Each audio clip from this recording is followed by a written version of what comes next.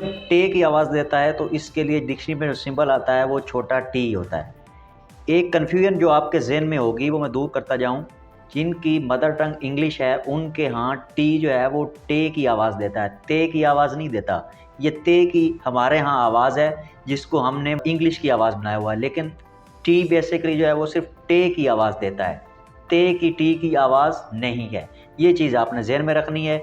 आपको English language में कोई ऐसा वर्ड नहीं मिलेगा जिसमें टी जो है वो ते की आवाज़ दे रहा होगा। टी जब टे की आवाज़ देता है तो इसके लिए जो सिंबल होता है डिक्शनरी में वो छोटा टी होता है। और इसकी एग्जांपल्स को देख लेते हैं यहाँ पर। टास्क, टास्क में टी, टास्क। Tolerate, tolerate.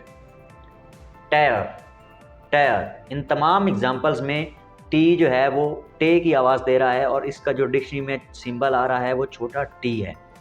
एक और चीज़ आप जहन में रखें, जो गलतुल आम लफ्ज़ है टीयर, ये टीयर नहीं है, ये टेयर है, टेयर।